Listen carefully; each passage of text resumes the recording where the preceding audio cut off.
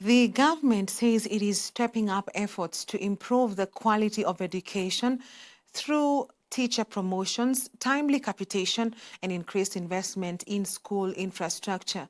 Basic Education Principal Secretary John Ololtoa says this year's budget includes funds for the promotion of teachers, with the Teacher Service Commission already advertising vacancies.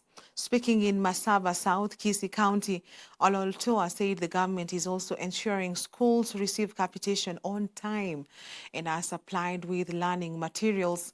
He said infrastructure funding has been increased while smart boards are being distributed to comprehensive schools to enhance digital learning. Ololtoa urged education stakeholders to maintain calm and order in schools to provide a conducive learning environment. Ni mambo ya walimu. Hiyo mambo ya promotion, mnajua ya kwamba Mheshimiwa Rais ameweka hiyo budget na TSC imeshatangaza. Tutatembea pamoja na TSC tuone kile tunaweza kuwafanyia.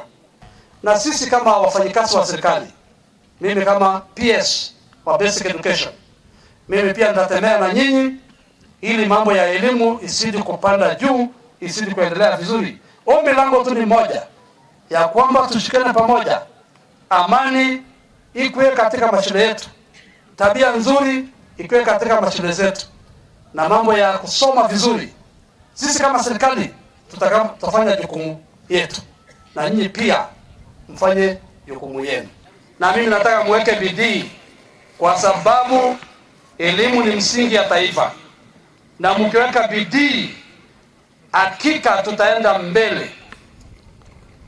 Wazazi oye! Hebu wazazi wenye wako hapa, wazazi oye! Wazazi oye! Nyinyi Mungu amewapatia nafasi ya kuwalea watoto, ya kuwafundisha tabia nzuri, na kuungana na walimu na viongozi ili mambo ya elimu iende juu. Mimi nataka kusema muendelee mbele. Walimu oye! Wapi walimu wenzangu? Oye! Walimu oye! Mimi niko na jambo moja tu kwa walimu. Mimi nimegundua siri. Mimi nilikuwa mwalimu na nikagundua siri ni hii: unafundisha watoto kwa upendo wote, kwa bidii yote, na unawaonyesha tabia nzuri, njia nzuri, na unakuwa mfano mzuri kwao. Na ukishafanya hiyo, utapata maombi yao. Maombi